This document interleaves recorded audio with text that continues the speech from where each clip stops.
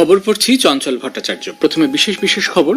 দেশের শেষ দু দফার লোকসভা ভোটের প্রচার এখন তুঙ্গে। বিভিন্ন দলের শীর্ষ নেতৃবৃন্দ ভোটারদের মন জয়ের সব রকমের চেষ্টা চালিয়ে যাচ্ছেন। প্রবীণ বিজেপি নেতা প্রধানমন্ত্রী নরেন্দ্র মোদী দাবি করেন, অন্যান্য দেশের তুলনায় মুদ্রাস্ফীতি ভারতে আয়ত্তের মধ্যে রয়েছে। কংগ্রেস সভাপতি মল্লিকার্জুন খাড়গে বলেন, হরিয়ানা এবং পাঞ্জাবের মতো সমৃদ্ধশালী রাজ্যগুলিতেও বেকারিত্ব আর মুদ্রাস্ফীতির মতো সমস্যা প্রকট। ওয়ার্ল্ড ইকোনমিক ফোরামের পর্যটন উন্নয়ন সূচক অনুযায়ী এবছর ভারত কয়েক ধাপ উঠে 39তম স্থান দখল করেছে। বঙ্গোপসাগর সন্নিহিত দেশগুলির জোট বিমস্টেকের সনদ কার্যকর হওয়ায় বিদেশমন্ত্রী ডক্টর এস জয়শঙ্কর সন্তোষ প্রকাশ করেছেন। কলকাতা নাইট রাইডার্স আইপিএল ক্রিকেটের ফাইনালে উঠেছে। এই টুর্নামেন্টের প্লে অফ পর্বে রাজস্থান রয়্যালস আজ রয়্যাল চ্যালেঞ্জার্স বেঙ্গালুরুর বিরুদ্ধে খেলবে। আসছে বিস্তারিত খবরে। ইন্ডি জোট মহিলা বিরোধী এবং মহিলাদের সংরক্ষণের বিরোধিতাই তারা করে এসেছে বলে প্রবীণ বিজেপি নেতা প্রধানমন্ত্রী নরেন্দ্র মোদী মন্তব্য করেছেন। নিজের সংসদীয় কেন্দ্র বারাণসীতে মাতৃশক্তি সম্মেলনে গতকাল তিনি ভাষণ দিচ্ছিলেন। সম্পূর্ণানন্দ সংস্কৃত বিশ্ববিদ্যালয়ে আয়োজিত এই সম্মেলনে 25,000-এর বেশি মহিলার সঙ্গে কথা বলেন প্রধানমন্ত্রী। এর আগে প্রয়াগরাজের জনসভায় বিএসপি ও সমাজবাদী পার্টিকে আক্রমণের নিশানা করে তিনি বলেন, অপরাধীদের আশ্রয় এবং প্রশ্রয় দিয়েছে এই সব দল।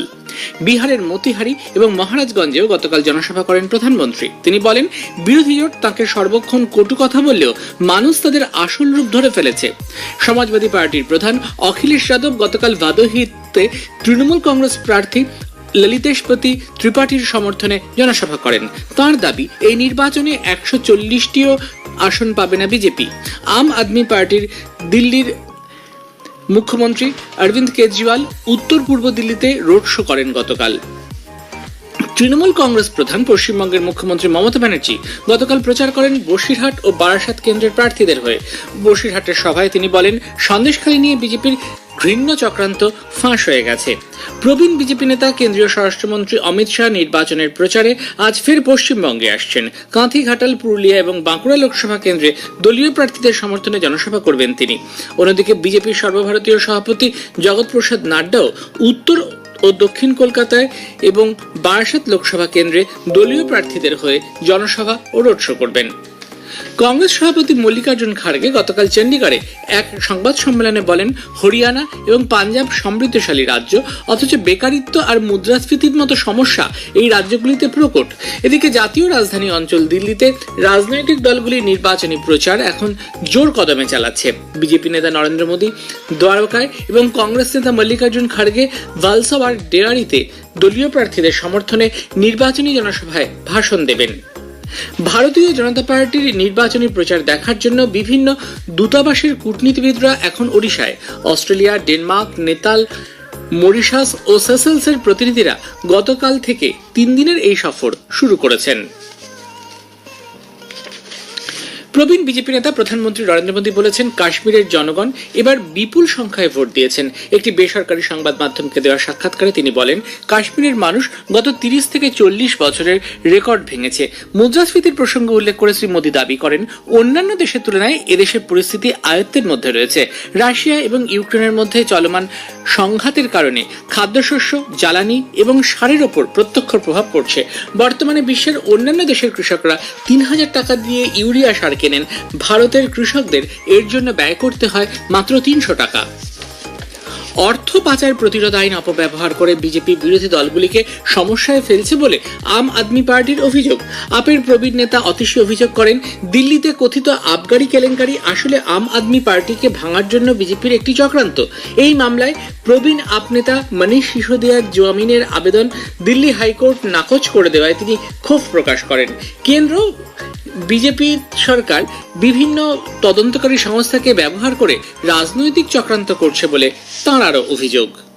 এদিকে আবগারি নীতি কেলেঙ্কারি মামলায় দিল্লির রাউস এভিনিউ আদালত প্রাক্তন উপ মুখ্যমন্ত্রী মনীষ সিসোদিয়ার জেল হেফাজতের মেয়াদ 31 মে পর্যন্ত বাড়িয়ে দিয়েছে।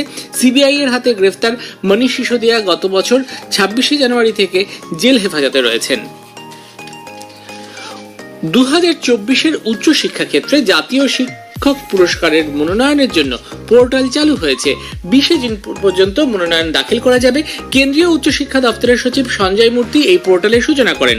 উচ্চশিক্ষা প্রতিষ্ঠান এবং পলিটেকনিক কলেজের শিক্ষকদের এই পুরস্কার দেওয়া হবে 5 সেপ্টেম্বর। এ খবর প্রচারিত হচ্ছে আকাশবাণী থেকে। ওয়ার্ল্ড ইকোনমিক ফোরামের পর্যটন উন্নয়ন সূচক অনুযায়ী এবছর ভারত কয়েক ধাপ উঠে 39তম স্থান দখল করেছে। এই তালিকার শীর্ষে রয়েছে মার্কিন যুক্তরাষ্ট্র। 2021 সালে প্রকাশিত সূচকে ভারতের স্থান ছিল 54। দক্ষিণ এশিয়ার নিম্ন ও মধ্য আয়ের অর্থনীতির দেশগুলির মধ্যে ভারত চলতি বছরের তালিকার শীর্ষে। প্রতি 2 বছর অন্তর 119টি দেশের পর্যটন শিল্পের বিভিন্ন দিক পর্যালোচনা করে সূচকটি তৈরি করা হয়। বঙ্গোপসাগর সন্নিহিত দেশগুলির জোট বিমস্টেকের সনদ কার্যকর হওয়ায় বিদেশমন্ত্রী ডক্টর এস জয়শঙ্কর সন্তোষ প্রকাশ করেন। সামাজিক মাধ্যমে এক পোস্টে তিনি বলেন, ভারতের সমৃদ্ধশালী এবং সুস্থায়ী প্রতিবেশী নীতির সঙ্গে এটির মিল রয়েছে। এই অঞ্চলের অভিন্ন ইতিহাস, সংস্কৃতি এবং পারস্পরিক সম্মানের উপর ভিত্তি করেই এই সনদ কার্যকর হয়েছে। ভারতের প্রতিবেশী প্রথম এবং অ্যাক্ট ইস্ট নীতি এর মাধ্যমে রূপায়িত হবে। বিদেশ মন্ত্রকের মুখপাত্র রণধীর জয়সওয়াল বলেন, বঙ্গোপসাগরীয় অঞ্চলে আরও কার্যকর সহায়তার জন্য আইনি এবং প্রাতিষ্ঠানিক এক ফ্রেমওয়ার্ক বিমস্টেকের সনদের মাধ্যমে নিশ্চিত হবে। এই সনদ নতুন নতুন সদস্যদের এতে অন্তর্ভুক্ত হতে সহায়ক হবে। রাশিয়ার প্রতিরক্ষা বাহিনী ইউক্রেন সীমান্তের কাছে পারমাণবিক অস্ত্রসহ প্রথম সামরিক মহড়া শুরু করেছে। এক বিবৃতিতে মস্কো জানিয়েছে, পশ্চিমী দেশগুলি থেকে ক্রমাগত হুমকির কারণে তাদের এই পদক্ষেপ। প্রথম পর্বে পারমাণবিক অস্ত্র বহনক্ষম ইস্কান্দার এবং কিংঝল ক্ষেপণাস্ত্রের পরীক্ষামূলক উৎক্ষেপণ করা হবে। এই মহড়ায় বেলারুশও সামিল হয়েছে। ফরাসি রাষ্ট্রপতি ইমানুয়েল ম্যাক্রো সম্প্রতি জানান, ইউক্রেনে ন্যাটো প্রয়োজনে বাহিনী পাঠাতে পারে। সম্ভাব্য সব দিক বিবেচনা করেই রাশিয়া এই মহড়ার সিদ্ধান্ত নিয়েছে বলে প্রতিরক্ষা মন্ত্রক জানিয়েছে। রাজস্থান, পাঞ্জাব, হরিয়ানা, চণ্ডীগড়, দিল্লি ও উত্তরপ্রদেশ সহ উত্তর ভারতের বহু এলাকা তীব্র তাপপ্রবাহের কবলে। মধ্যপ্রদেশ, বিদর্ভ এবং গুজরাটেও চলছে তাপপ্রবাহ। আবহাওয়া দফতর আগামী 25 তারিখ পর্যন্ত এই অঞ্চলগুলিতে অতি তীব্র তাপপ্রবাহের লাল সতর্কতা জারি করেছে। অন্যদিকে দক্ষিণ পশ্চিম মৌসুমী বায়ু আন্দামান নিকোবর দ্বীপপুঞ্জের আরও কিছু অংশে প্রবেশ করবে আগামী 2 দিনে।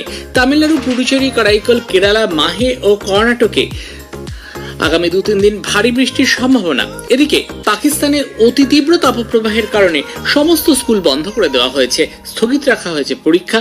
হাসপাতালগুলিকে সতর্ক থাকতে বলা হয়েছে। কোথাও কোথাও দিনের তাপমাত্রা 50 ডিগ্রি সেলসিয়াস ছাড়িয়ে যাওয়ার সম্ভাবনা রয়েছে। দক্ষিণ পশ্চিম বঙ্গোপসাগরের উপকূলে পূর্ব বাংলাদেশ ও তার সংলগ্ন এলাকার ওপর কেন্দ্রীভূত ঘূর্ণাবর্ত আগামীকাল নিম্নচাপের রূপ নিতে চলেছে। এটি উত্তর পূর্ব দিকে এগিয়ে শুক্রবার সকাল নাগাদ গভীর নিম্নচাপে পরিণত হতে পারে।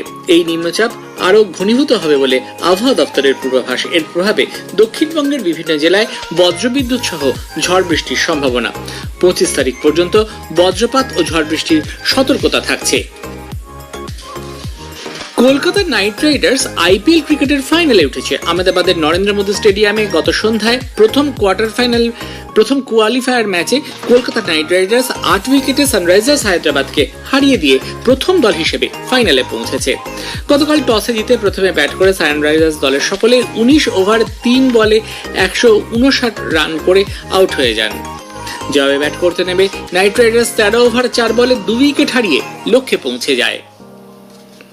সানরাইজার্স হায়দ্রাবাদ আগামী শুক্রবার দ্বিতীয় কোয়ালিফায়ার ম্যাচে এলিমিনেটরদের বিজয়ী দলের সঙ্গে খেলবে।